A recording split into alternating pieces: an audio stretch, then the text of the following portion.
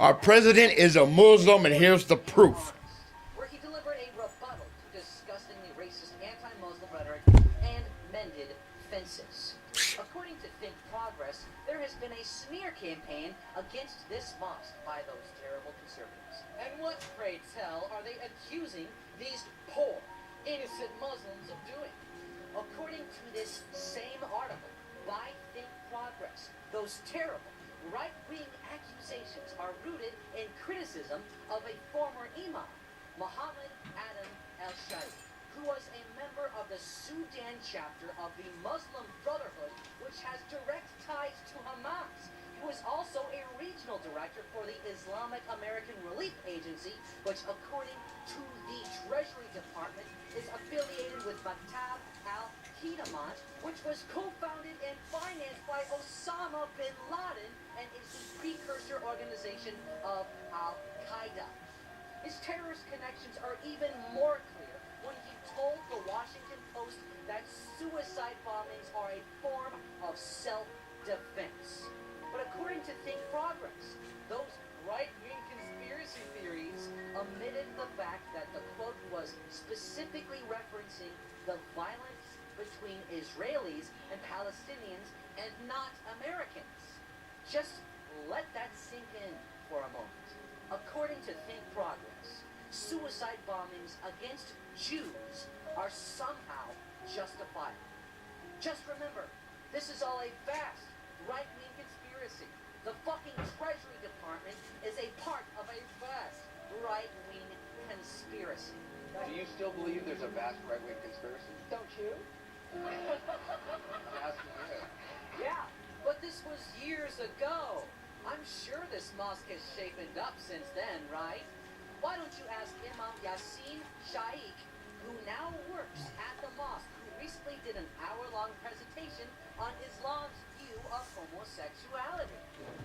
Because it was a subject, or it was an act, or a behavior that was done in secrecy, in privacy.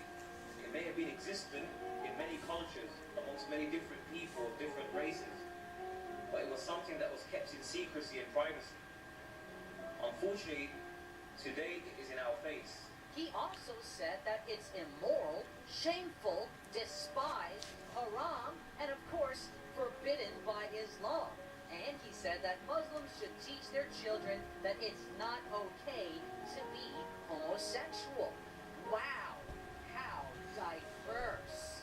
The event opens up by showing the podium with the word Allah written in Islamic calligraphy behind where Obama will soon speak. That's a lot different than when he spoke at Georgetown University when Obama asked him to cover up the name of Jesus and all other religious items. Not sure about you, but that sounds like some kind of religious favoritism. It officially begins when a hijab-clad young woman steps up to the podium to start speaking, which is funny because this mosque in Baltimore actually practices gender segregation. So you know that if this was an average sermon, she wouldn't even be able to be in the same room as men. So even before the speech began... Listen, Obama's a Muslim, guys. He's already thrown nearly every fucking minority under the bus in order to make a pathetically partisan political statement. I mean, he's simply using the Muslim community. I say using because many of us American Muslims, especially those of us in the Muslim Reform Movement, Hear that? are asking, is this a bigotry of low expectations? Why visit a mosque that's heaped in Salafism, heaped in an ideology that is really incompatible with Western identity? Because he's a Satanist. He's the Antichrist right there. Worse when Obama actually He's a liar. speaking. As a result, many only hear about Muslims and Islam from the news Because they're Satanists, and you're with them, buddy. or You're a Satanist. distorted or And you block Jesus' name, you're going to pay, buddy. You're going to pay. You might be all proud now, Obama, but you're going to be wait till Jesus gets a hold of you, buddy. So delusional. Yeah, Our president is so delusional. It's crazy. Muslims. For some reason, we think there's an undercurrent of terrorist sympathies in certain Muslim communities. Ah. Mr. President, you're at ground Zero. zero in this mosque. You best start believing in terrorist mosques because He you're in one, in man. one. So let's start with this fact. For more than 1,000 years, people have been drawn to Islam's message of peace. What? fucking What? planet Are you a moron?